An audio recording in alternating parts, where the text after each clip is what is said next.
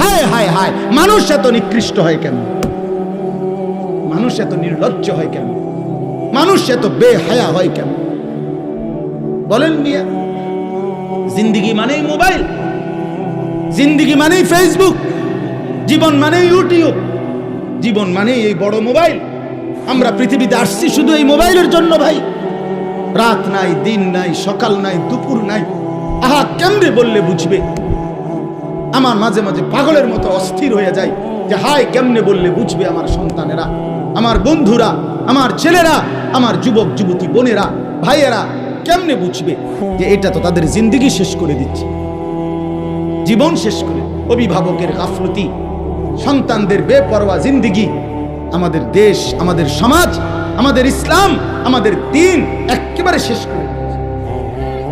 অভিভাবকও গাফেল, সবাই গাফেল, সবাই গাফেল। আল্লাহ আমাদেরকে মাফ করে দেন। এজন্য প্রিয় ভাই আমার, ফিরে আসেন। প্রত্যেকের কাছে অনুরোধ করছি, আল্লাহ তাআলার বন্দিগির দিকে ফিরে আসেন, ইবাদতের দিকে ফিরে আসেন। আল্লাহ তাআলা প্রত্যেককে তৌফিক দান করেন। আমি একটা আয়াত পড়ছি, আয়াতের তর্জমা বলি, কথা শেষ হয়ে যাবে ইনশাআল্লাহ। কোরআনুল কারীমের 9 নম্বর পারা, 7 নম্বর সূরা। সূরাটার নাম সূরা আরাফ। এই সূরার 157 নম্বর আয়াত। এই একটি আয়াত আমি তেলাওয়াত করেছি শুরুতে। এবার এই আয়াতের তর্জমাটা বলি। আগে পুরা আয়াতের ব্যাপারে 2টা শিরোনাম বলি, সংবাদ শিরোনাম, শুরু কথা। আগে শিরোনাম বলি আর কি। শিরোনামটা হলো এই, আল্লাহ তাআলা এখানে 2টা কথা বলছেন, মৌলিক কথা। এই একটি আয়াত, এক হলো আল্লাযীনা ইয়াত্তাবিউনার রাসূল। কথাটা খেয়াল করেন, শুনতেছেন সবাই? আল্লাহ তাআলা বলেন যারা অনুসরণ করবে রাসূলকে।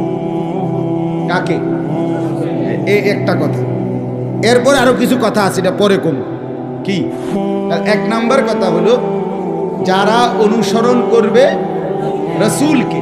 রাসূল বলতে কে? প্রিয় নবী সাল্লাল্লাহু আলাইহি ওয়াসাল্লাম। এরপরে লাস্টের দিকে আইসা আয়াতের শেষে আরেকটা কথা আছে, ওয়াত্তাবাউন নূরাল্লাযী উনজিলা মাআহু।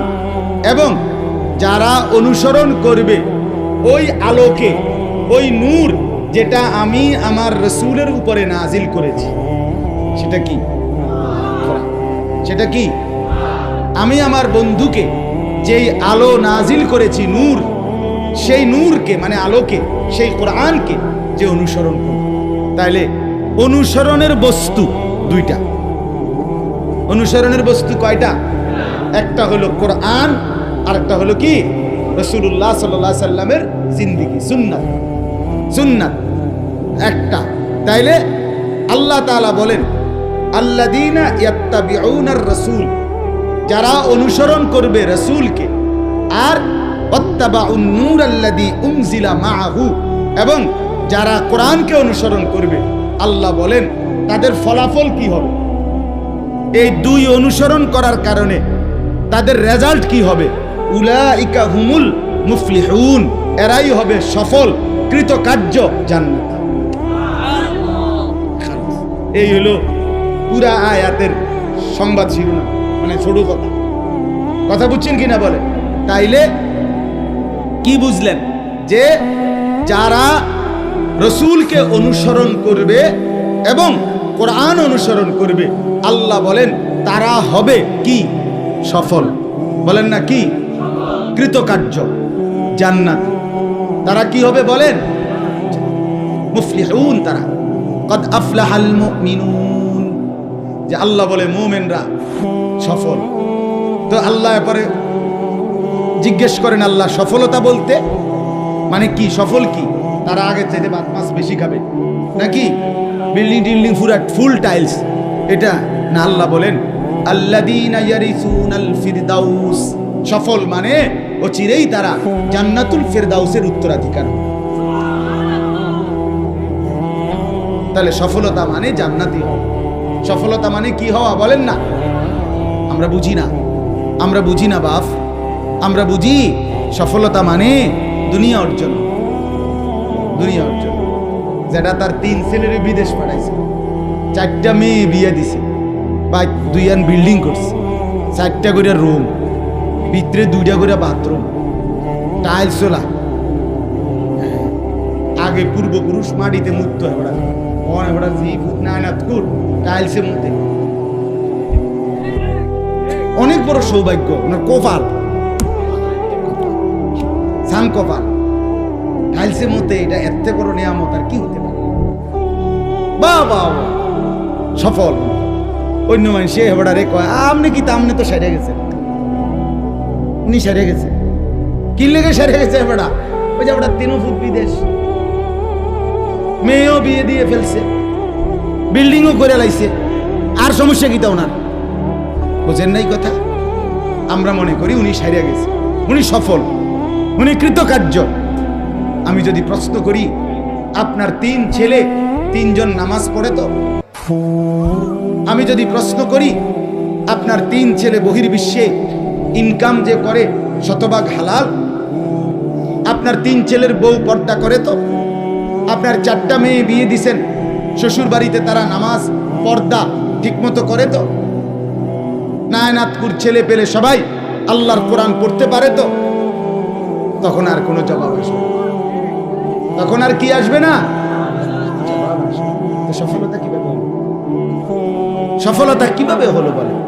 এজন্য বাপ আমার, এক মুসলমান পরিচয় দিলে, আমরা যদি নিজেকে পরিচয় দেই মুসলমান, আমরা যদি বলি আমি মুসলমান খোদার কসম, তাইলে আমাদের সফলতা দুনিয়া অর্জন না। দুনিয়া অর্জন হইলে সফল হয় না। দুনিয়া অর্জন হইলে যদি সফল হতো তো সমস্ত কাফের বেঈমান তারা 1 নম্বরে সফল। কারণ আজকের পৃথিবীতে এখনো গোটা পৃথিবীর মুসলমান একত্র হয়ে কামাই রোজগারি করলে ইউরোপ আমেরিকার 2-4-10 জনের টাকার সমানও হবে না। আমরা যখন 10 তলা বিল্ডিং দেখে মনে করি বেটা বিরাট বড় লোক, ইউরোপ আমেরিকা এগুলা গণা তো ধরে না, গণা তো ধরে। আমি আপনার ওই আমার যেই প্রাইভেট কার, এটা জাপানি মডেলের গাড়ি, মানে সবচেয়ে কম দামি গাড়ি জাপানি মডেলের মধ্যে, প্রোবক্স। এটা হলো সব জাপানি মডেলের প্রাইভেট কারের মধ্যে সবচেয়ে কম দাম, যেটা 8,60,000 টাকা দিয়ে আমি কিনছি। তো আমি পরে খবর নিলাম, এইটা হলো ওই দেশে তারা তাদের বাজার খরচা টরচা মাল টাল, হ্যাঁ, এবং ছাগল টাগল লইয়া এটার ভিত্তি করে মাল নেয়। এইটা হইলো আমি বেল আসেনি কোনো কথা বলেন না কেন? মানে যেটি দিয়ে হারা কি করে আপনার এই ফাঙ্গাস তেলাপিয়া দৈন্যতা কাঁচামরিচ নেয় ভাই। তাইলে দুনিয়া নিয়ে অহংকার করার কোনো লাভ নাই, কোনো লাভ। আরো কামাই করলেও দুশ্মনের বেঈমানের দুনিয়ার মাল আর সম্পদের মতো মুসলমান ধারে যাইতে পারবে না। কেন পারবে না? প্রশ্ন হলো রব্বুল আলামিনের ওয়াদা, দুনিয়া আমি আমার ইমানদার বান্দাদেরকে পূর্ণ দেব না।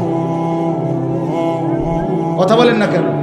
আল্লাহ নিজে বলছে আমি দেব না বেটা, আমি আমার ইমানদার বান্দাকে জান্নাতে আখিরাতে পূর্ণ নিয়ামত দেব।